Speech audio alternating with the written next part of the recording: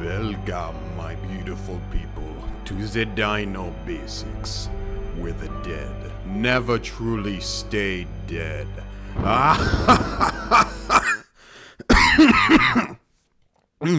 Excuse me. I don't know where that came from.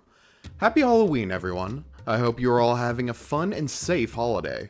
In honor of such a monstrous night, I wanted to shine some moonlight on one of the most monster-like dinosaurs the world has ever seen. It's the vampire-teethed Pegomastax. Pegomastax was first discovered in 1967 as part of an expedition to the Transkei district, a part of the Cape province located in modern-day South Africa. This original specimen only included a partial skull, and was found alongside a variety of other fossils from various dinosaurs. This specimen would not be identified or attributed to a specific genus, so it was stored in the archives of the Harvard University for almost a decade. That was until the mid-1980s, when the fossil was rediscovered by paleontologist Paul Sereno as he was digging through the archives. Sereno would attribute this specimen to a new genus, the Pegomastax africanus. The name would later be corrected to Africana to match the feminine gender of the species name, Pegomastax. This original specimen would be the only discovered fossil of Pegomastax, which is limited to a partial skull, the lower jaw and teeth, as well as other fragmentary bones. There is only one recognized species of this dinosaur, this being the previously mentioned Pegomastax africana.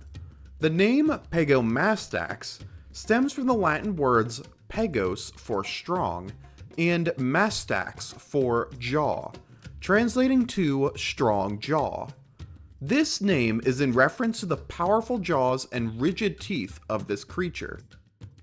The species name Africana is an obvious reference to the origin of the original fossil, the continent of Africa, and more specifically, the country of South Africa. Pegomastax is an ornithischian, a group of bird-hipped herbivores that included dinosaurs like the Triceratops and Stegosaurus. Specifically, Pegomastax belonged to a family of dinosaurs known as the Heterodontosauridae.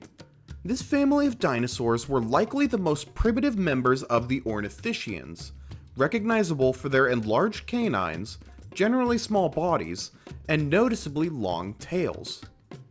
The shape and size of this creature is largely based on comparisons to other members of its family, due to a lack of complete specimens for Pegomastax. It was estimated to measure about 2 feet in length and about a foot in height. It would have weighed only about 15 pounds, less than that of an average house cat. It would have sported a long tail to counterbalance its body and aid in making sharp turns, ideal for darting around the forests it lived in and to avoid predators. Its legs were fairly long in comparison to the rest of its body, further aiding in its speed and agility. The arms of Pegomastax were comparatively smaller, ending in short claws ideal for grasping food on the forest floor. Sereno argued that this species would have long, thin structures across its body. There's no evidence such structures would exist on Pegomastax. This conclusion is based on their existence on a related dinosaur, named the Tian Yulong. Sereno compared these structures to the quills of a porcupine, which is actually quite accurate. They were thin and hollow, able to reach up to 2 inches in length. However, it is unlikely they served the same defense purpose as porcupines.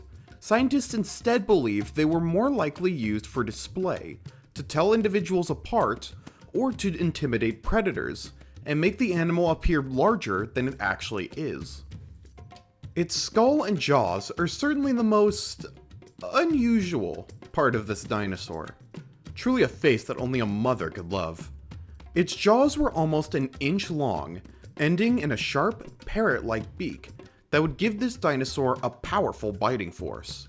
Further aiding in its biting power was its almost half an inch long canines, 2 from the upper jaws and 2 from the lower jaws. Despite their looks, these teeth were not for cutting into flesh or for sucking blood. While it has been proposed Pegomastax could be an omnivore, it is more likely this animal was strictly herbivorous. These teeth could be used for self-defense, but more often than not would be used to cut into tough roots and the shells of nuts. The short beak further lends into this theory, suggesting this creature would favor tough, fibrous plants, as well as sturdy nuts and fruits. Pegomastax would have lived throughout southern Africa, particularly parts of modern-day South Africa. It lived during the early Jurassic, almost 200 million years ago. In fact, it is believed to be one of the earliest members of its family, and even one of the earliest members of the Ornithischians. During this time, Africa was dominated by another group of dinosaurs called the prosauropods. Large herbivorous dinosaurs that would eventually evolve into the titanic sauropods. Much of Africa was covered in deserts, consisting of seasonally wet conditions that would give rise to small forests. Pegomastax would have lived alongside various prosauropod members, like the Archosaurus and Ignavosaurus, while contending with dangerous carnivores like the Megapnosaurus and Dracovenator. The bizarre appearance of this dinosaur has given this creature very little exposure in pop culture. One of its only appearances in media is in the 2015 video game Ark: Survival Evolved, where the creature actually has a bad reputation among the player base.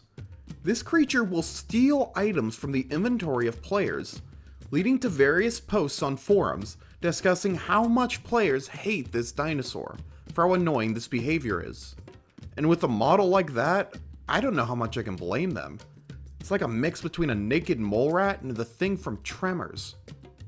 Pegomastax is certainly an obscure little creature, but that doesn't mean it's insignificant.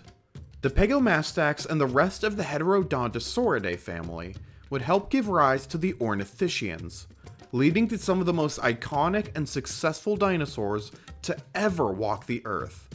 As for Pegomastax itself, the uncanny appearance of this animal has certainly earned it the title of the Dracula dinosaur. So the next time you rank the scariest dinosaurs, based on appearance alone, the Pegomastax deserves to be knocked up a few pegs. That's gonna do it for this episode. Thank you so much for watching, and I hope you enjoyed. Be sure to leave a comment below what you think of Pegomastax, and if you've heard of this dinosaur before the video. This isn't exactly the scariest dinosaur in terms of fright, but hey, it's literally called the vampire dinosaur, so cut me some slack.